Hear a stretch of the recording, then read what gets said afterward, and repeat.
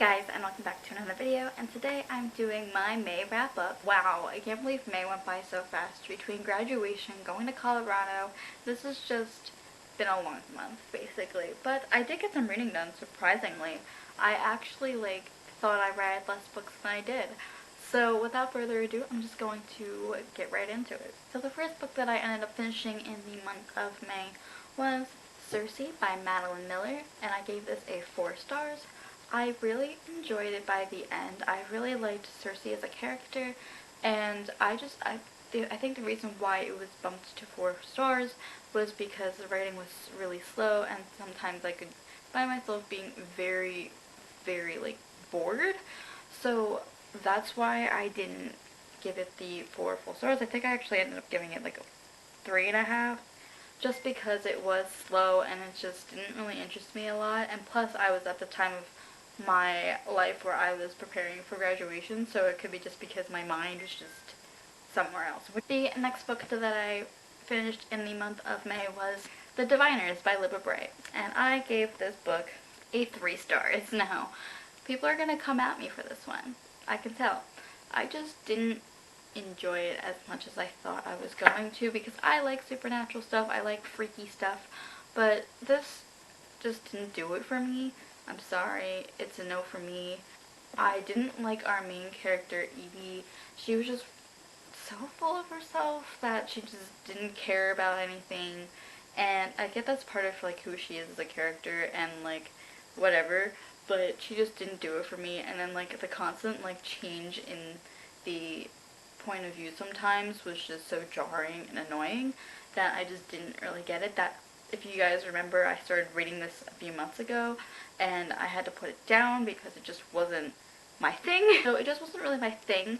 Obviously I'm going to continue on with the series to make sure that it gets better, but I just wasn't impressed with this one. That's why I gave it a 3 stars. I almost bumped it to 2 at that point because it just wasn't very interesting. I mean, who knows, I might end up listening to the audiobook in the future just to reread it and see how this turns out, because I wasn't impressed. The next book that I read in the month of May was Everlife by Gina Showalter, and it's the last book in the Everlife trilogy, I think. Unless she's lying to me and there's a 4th book coming, but I doubt there's a 4th book coming with this ending. So this is the 3rd book in the Everlife series. If you guys do not know, I've literally talked about this book a lot. I listened to the first book on audio, loved it. Second book I read physical and I loved it. And this one I read it and I loved it. At first I was confused because I didn't know what was happening, because I just forgot what was happening. Because it's been a while since I read Blood to this one. So it was so at first I had to refresh my brain on who the characters were, because I was just so confused. But that's my own fault, not the character's fault, the author's fault. So I really enjoyed this conclusion a lot. It really, there was times where I cried, there was times where I was angry at characters, and there was just so much anger.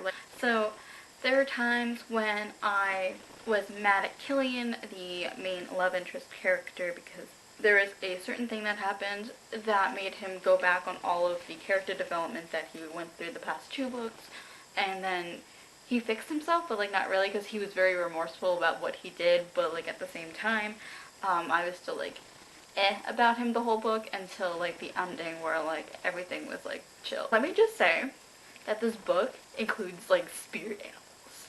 Let that sink in. Spirit animals.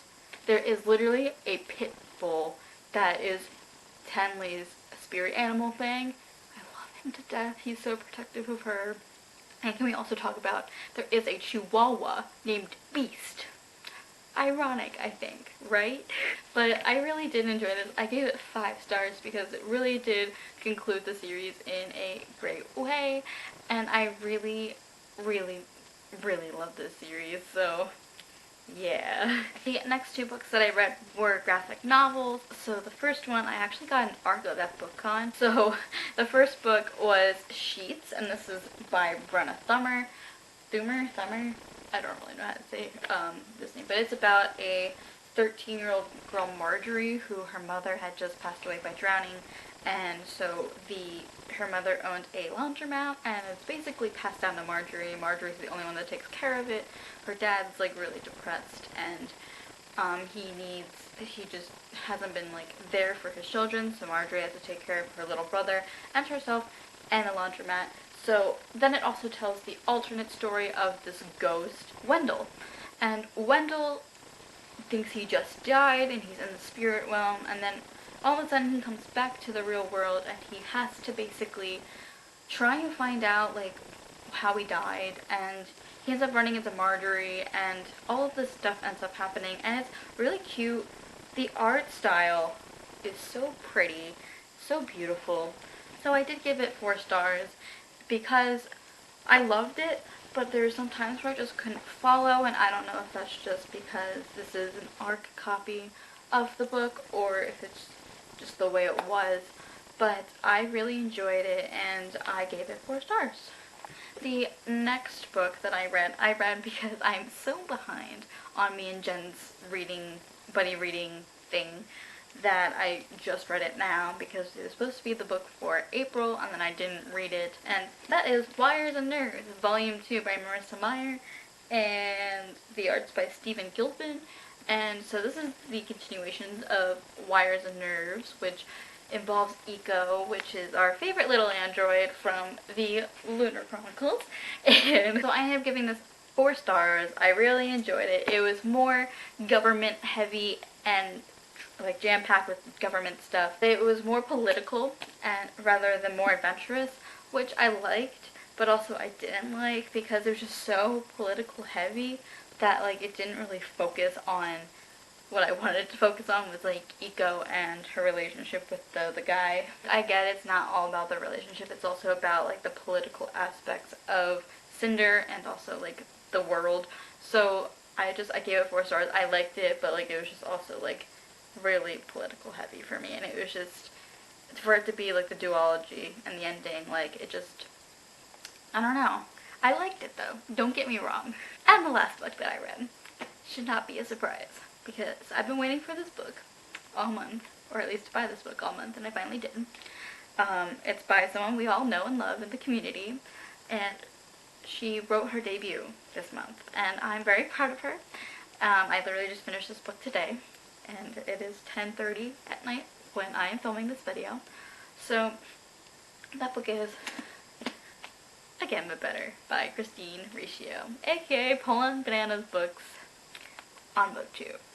So if you guys don't know the hype about this book, or you don't know who it's about, it's basically about this girl Shane who basically wants to do her whole college life over. She signs up for a study abroad program in London where she basically just gets a second chance. She's pre-med, but she goes there as like for a writing internship because she needed a change. So she goes there and she meets this great group of characters who are awesome. There's Babe, there's Atticus, there's Pilot, and there's Sahara. They are basically her flatmates when she moves there, and she basically has to deal with going to college in a foreign country and also dealing with the fact that Pilot might like her, or she might be falling for Pilot. And there's like this really cool like twist. So there's this really cool twist that Christine incorporates, and I did not see it coming. Yes, there was this recurring character that I was like, okay, who is she? What's happening? And then it happened, and I was like, okay, cool. But then there was a great time shift because there's 2011 and then there's 2017 Shane, and she basically, you can see the difference between the 6 years.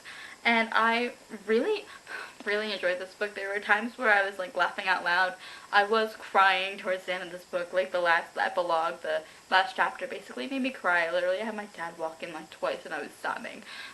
So Christine, you did it. You made me cry. Yeah, if my copy looks a little disheveled, I got milk on it this morning. Yeah. That being said, I really enjoyed this book. I really did. I gave it 5 stars. I had to tell myself, put it out of my mind, that it was Christine writing this book, that it was just, I just wanted to put it out of my mind that it was somebody that I've met before, that I've gotten to know on YouTube, that it was her book. And it was amazing. it was everything that I thought it was going to be. I'm so proud of her. I know how hard she worked on this, how long it took her to write this book, so I fully appreciate that, and I saw how hard she worked. There were some times where I was like, there were some cheesy moments, but I feel like they fit.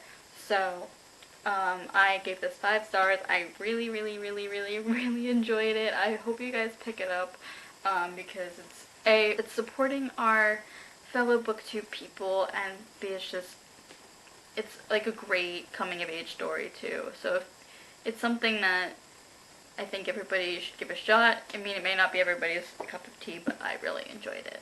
So I also recommend you listen to the soundtrack, because she released the soundtrack, which is like the playlist that she has, and it goes perfectly. Like, I listened to it the second half of the book this morning, and it was amazing. So I recommend that. That being said, I hope you guys enjoyed my wrap up. My name is Livia, your Bookish Brookish Nice channel, and I hope to see you soon with another video. Bye!